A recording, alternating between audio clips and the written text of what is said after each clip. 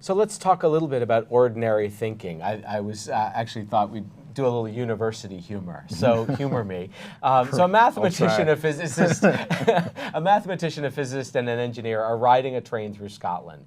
The engineer looks out the window, sees a black sheep, and says, "Hey, they've got black sheep in Scotland." The physicist looks out the window and corrects the engineer. "Well, there's at least one black sheep in Scotland." The mathematician looks out the window and corrects the physicist. "At least one side of one sheep is black in Scotland." Right. Right. Yeah, Okay. well, I get it, right? A little pecking order here in the university. But, that's actually a really insightful joke in the sense that it really conveys the idea that we can't adopt every single possible perspective on any given issue. We actually have to make choices. And in doing so, we lock ourselves into a particular perspective. But is that always a bad thing? It's not always a bad thing. You're going to miss things, right? Right. Did you see the swan? Yeah, right. Right? I mean, floating past the you're going to the miss sheep, things, right? So if you're so focused on one thing, you're not going to see something else. Right. But we don't really have a choice. I mean, if you don't focus on anything, if you don't take any perspective, then you can't really think at all. We have to make assumptions because there's so much to think about in the world, and we only have our poor little brains to do that thinking. There are days when I'm lucky if I can just sort of walk and chew gum at the same time. How is it then that we can actually do anything intelligently, let alone actually creatively? So let's try something quick. On the screen, you're going to see a few items, right? A triangle, a square, a parallelogram. See them? Okay, now they're gone. Can you remember them? If you had to draw out what you just saw, could you do it? I mean, I hope so. It was only 3 items, and that's usually within our ability to remember. Let's try this again. Now, what about these 3 items? Take a look. Can you remember these? Could you draw them? My bet is that you couldn't remember them fully and couldn't draw them out fully either. I mean, all right, you could stop the video, but forget that. Why not? It was only 3 items, just like 3 items before. Well, these 3 items were complicated and new, so each one required you to work hard to understand each one and hold on to each one, and multiply that times 3, we quickly go beyond our capacities. All right, we're going to do this one more time, I promise, one more time. Take a look at these items. Can you remember all these and draw all of them down? Now, psychology studies tell us that we can only think about 5 to 7 ideas at a time. That's about it. We've hit our limit. We call it a working memory capacity. And given that, you had 14 items to remember individually, that's usually well beyond our working memory, and there's no way we can hold all that in mind at once. However, let's imagine rearranging those items, right? So we could take those 14 items and turn it into a horse and a cat. So if we rearrange them and now we see a horse and a cat, then at this point we only have 2 items to remember, and that's well within our capacity. So what is all this really about? All of this is saying that in order to take in the amazing array of information in the world, we make assumptions about how things fit together and how we can draw them in and use categories we already know, knowledge we already have, to interpret, make sense, to pull together, and to hold on to. So we had our horse and our cat, and that allowed us to remember 14 items. And when those 14 items were taken individually, we couldn't hold on to them in memory, but when they were a horse and a cat, they could. Now the problem is, having committed to thinking about them as a horse and a cat, we can remember them all, but we can only remember them really as a horse and a cat. We could rearrange those items completely and end up with, say, I don't know, a camel and a fish, right? And if we have a camel and a fish, now that's a totally different way of remembering all 14 items, but it's different than the horse and the cat that we had before. So when we are taking in enormous amounts of information, the only way we can hold on to all of that information is if we make some assumptions, make not just one assumption or two, but a system of assumptions that pulls everything together and then commit to that. So if I know I've got a horse and a cat or a camel and a fish or whatever, and I hold on to them in that way, well, then I can think about all kinds of information. But I can only do that if I commit to thinking about them in a particular way.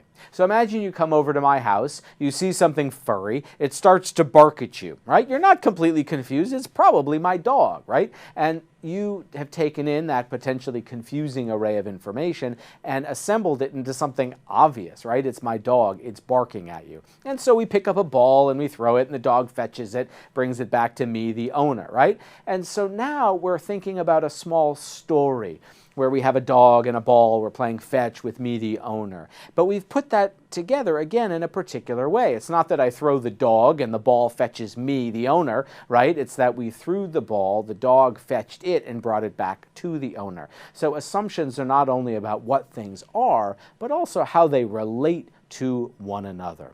Together, more generally, we gather knowledge that we have and we put it together in particular ways to tell stories, right? The owner threw the ball, the dog fetched it, brought it back to the owner. It's a stupid little story, but think about all the knowledge that just came together to form that story, and now imagine larger and larger stories. Inevitably, our stories are incomplete. We can't have every bit of information about a dog, every bit of information about an owner, every bit of information about a ball, and so forth. We just have enough to put those together into stories.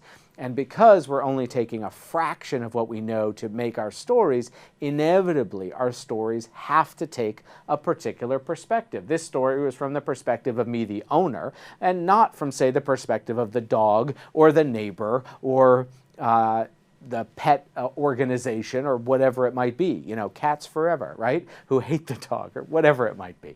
So inevitably we take a perspective, and that perspective colors our interpretation, but we don't have a choice.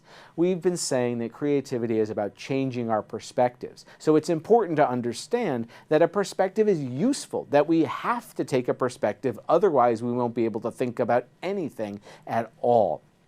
But every perspective we build is only a model. It's one way of thinking about the information that we have.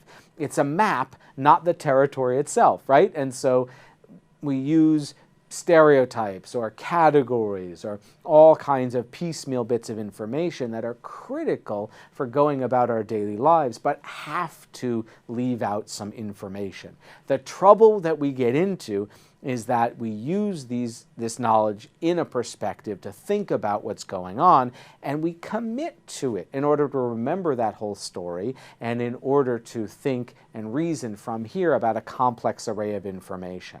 So we forget that we made the mazes that we wander in our minds, and we often solidify those mazes, and because we've walked them so often, we commit to them, we assume their reality, and we forget that the map is actually not the territory, that maybe there is a new entrance or exit out of that maze, and that's what we're talking about when we're talking about changing our perspectives.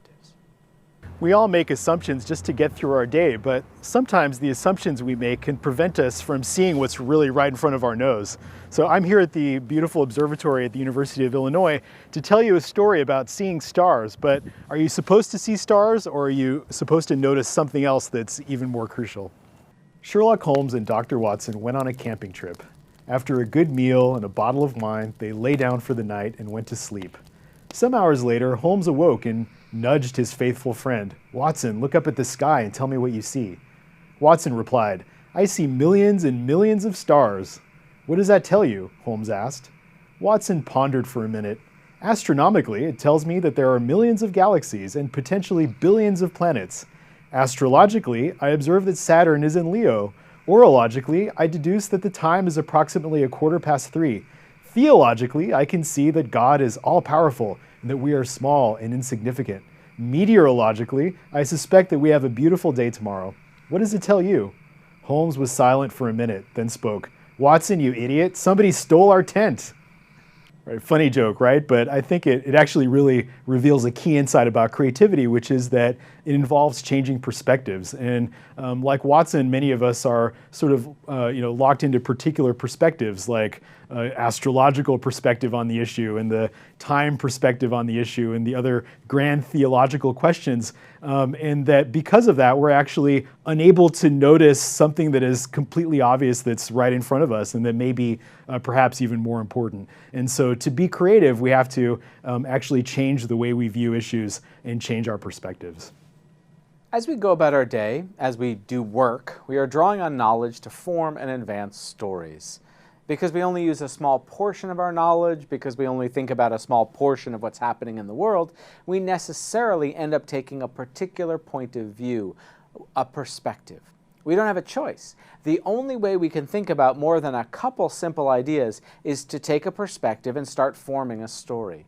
The perspectives we take then influence where we think to take our stories. This is incredibly practical and helpful. Just think how awful it would be to wake up each morning and have to decide what morning is, what clothes are, what it means to eat something, what breakfast is, and so on. It would be a disaster. Habits of mind are the foundation of all intelligent action. Most of what we think and what we do, we think and do something a lot like we did yesterday. It's incredibly efficient that way, and it allows us to be experts at something and do incredible things. Think about, I don't know, going to a doctor. They seem to have a name for every aspect of our bodies and what can go wrong with them. There's no way that they could practice medicine if they had to start with what you and I know and learn it all over again from the beginning, every day. Or, I don't know, a carpenter. Most of us would just hurt ourselves with all the saws and hammers and boards and everything, but they make incredible things. Most of the time then, we want to take our existing knowledge and our typical perspectives and apply them to form stories so that we can get things done. That way we know what we're doing and we know how to think about what we're doing. We know how to make progress and the kinds of progress that it's possible for us to make. Now, we always have the option of changing our perspectives, drawing on different knowledge or learning new knowledge and directing our stories in new kinds of ways. But usually we don't, and that's okay. We have to balance between exploiting the knowledge and perspectives we already have and exploring for new perspectives that might allow us to tell new kinds of stories. We don't want to be creative all the time. We only want to be creative some of the time. So the ordinary way we go about things is pretty consistent day to day and task to task. Right, and that's a good thing, right? How else would we function without those? I have to learn how to tie my shoes every morning. Yeah, that would take a while to get out the door. Never get out the door. But we always, have the opportunity to rethink, though, right? I mean, it's not inevitable that we're sort of locked in. Right. Yeah, I guess that's the thing. So our habits are there, our habits of mind are there. We use our ordinary perspectives to tell ordinary stories, and that gets us through the day. But nearby, we have the chance to change and rethink. Yeah. And that allows us to tell new kinds of stories.